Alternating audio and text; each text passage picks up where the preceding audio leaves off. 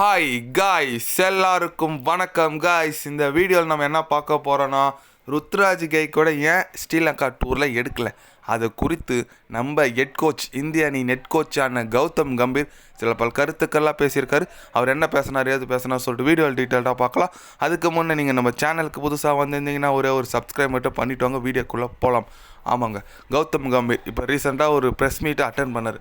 அப்போ அவர் என்ன சொன்னாருன்னு கேட்டிங்கன்னா, நான் ருத்ராஜ் கைக்வாடுக்கு எனக்கு பர்சனலாக எதுவும் இல்லை, நான் ஏன் அவர் எடுக்க வேணாம், அவர் நல்லா பண்ணார்னா கண்டிப்பாக எடுப்பேன்.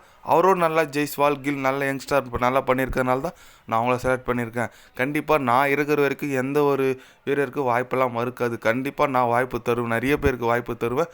அது மட்டும் இல்லாமல் என்னோடய ஃபோக்கஸ் ஃபுல்லாமே யங்ஸ்டார் நோக்கி தான் போயிட்டுருக்கு, இள வீரர்களை நோக்கி தான் போயிட்டுருக்கு. அதனால் கண்டிப்பாக நான் இந்திய அணிக்கு முக்கிய ஒரு வீரரை நான் போகிறதுக்குள்ள நல்லா செலக்ட் பண்ணி தான் கொடுத்துட்டு போவேன். அது மட்டும் இல்லாமல் இள வீரரை தான் என்னை நோக்கி நான் போயிட்டுருக்கேன் அப்படின்னு சொல்லிட்டு நம்ம கௌதம் கம்பீர் பேசியிருக்காரு. அவர் பேசியிருக்கிறதுலாம் ரைட்டு தாங்க. எங்கே இள வீரர் நிற்கிறாரு, ரியான் பராக் எடுத்து வச்சுருக்கீங்க, அவர் ஐபிஎல் நல்லா பண்ணாருன்னு சொல்லிட்டு. எங்கள் கைக்வாட் பார்த்தீங்கன்னா ஐபிஎல்லையும் நல்லா பண்ணார், லீடிங் ரன் ஸ்கோரராக இருக்கார். நம்ம ஜிம்பாப்வே டூர்லேயும் சூப்பராக பண்ணார். அவர் ஏன் T20 ஸ்குவாட் எடுக்கலன்னு சொல்லிட்டு ரொம்பவே ரசிகர்கள், அதுவும் முக்கியமாக தமிழ்நாட்டு சென்னை ரசிகர்கள்லாம் ரொம்ப கோவத்தில் இருக்காங்க. அது மட்டும் இல்லாமல் நம்ம சஞ்சு சாம்சன் அதுமாரி தான் நல்ல பேட்ஸ்மேன், வாய்ப்பு கொடுக்காம அவர் டேலண்ட்டே கிட்டத்தட்ட அழிச்சிட்டாங்கன்னு சொல்லலாம். அதுபோல் ருத்ராஜ் கைக்வாடுக்கு பண்ணுறீங்களான்னு சொல்லிட்டு எப்படி சொல்கிறது, ரொம்பவே ரசிகர்கள் கொந்தளிச்சிருக்காங்கன்னு சொல்லலாம். ஏன்னா எல்லா சீரீஸ் சூப்பராக விளையாடிருக்காருங்க. 100 வச்சிருக்காரு T20யில். நம்ம ருத்ராஜ் கைக்வாட் நிறைய பேர் T20யில் 100 அடிச்சதில்லை. இந்தியாவில் ஒரு 7-8 பேர் தான் வச்சுருக்காங்க. அதில் ஒருத்தர் நம்ம ருத்ராஜ் கைக்வாட். அவருக்கே வாய்ப்பு கிடைக்காத போது ரொம்பவே வருத்தம் அளிக்குது. கண்டிப்பாக ஒரு நல்ல வீரருங்க, அவர் இழந்துட்டாங்கன்னா கண்டிப்பாக இந்திய அணி ஃப்யூச்சரே ஸ்பாயில் ஆகிடும்னு சொல்லலாம். ஏன்னா இந்திய அணி அடுத்த ஃப்யூச்சரே நம்ம ருத்ராஜ் கைக்வாட் தான். நிறைய பேர் சொல்லிட்டு இருக்காங்க, கோலி ஈக்குவல் ஆடுற அளவுக்கு நல்ல ஒரு டேலண்டட் பிளேயர், கண்டிப்பாக ஃப்யூச்சர் இருக்குது. பட் அவருக்கான வாய்ப்பு இந்திய அணியில் மறுக்குது. அது மட்டும் இல்லாமல் நம்ம ரவீந்திர ஜடேஜா, அவர் ஏன் எடுக்கலன்னு தெரியல. நல்ல ஆல்ரவுண்டு, T20யில் மட்டும்தான் ஓய்வு கொடுத்துருக்காரு.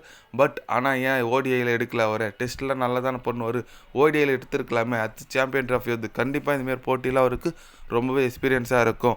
அது மட்டும் இல்லாமல் எல்லோரும் என்ன சொல்லிட்டு இருக்காங்கன்னா, தோனி கூட இந்த நாள் தான் கௌதம் கம்பீர் எடுக்கலை. ஏன்னா தோனிக்கும் கம்பீருக்கும் பர்சனல் ரீசன் கொஞ்சம் இருக்குது, கொஞ்சம் ரிவெஞ்ச், 2 பேர் பகன்னு சொல்லலாம் இருக்குது.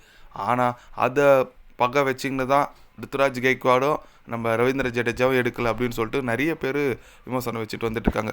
அது மட்டும் இல்லாமல் ஏன்னா நம்ம தோனி கூட சென்னையில் விளையாடுறவங்க தான் ருத்ராஜ் கைக்வாடும், அப்புறம் பார்த்திங்கன்னா ஜடேஜா. அங்கே 2 பேர் தோனி கூட விளையாடினால தான் கம்பீர் எடுக்கலன்னு சொல்லிட்டு நிறைய விமர்சனம் வந்துட்டுருக்கு.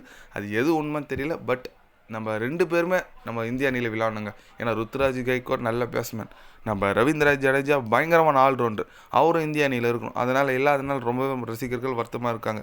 நீங்கள் சொல்லுங்கள், தோனி பகை வச்சு தான் நம்ம கைக்வாடியும் அப்புறம் நம்ம ஜடேஜாவும் எடுக்கலன்னு நினைக்கிறீங்களா நீங்கன்னு சொல்லிட்டு கமெண்ட் பண்ணிட்டு போங்க. இது போன்ற ஸ்போர்ட்ஸ் நியூஸை தெரிஞ்சுக்கணுன்னா சேனலை சப்ஸ்கிரைப் லைக் பண்ணிக்கோங்க. கண்டிப்பாக கிரிக்கெட் பற்றி day by day channel update வரும். மறக்காமல் சப்ஸ்கிரைப் மட்டும் கொஞ்சம் பண்ணி வச்சுக்கோங்க. நன்றி, வணக்கம்.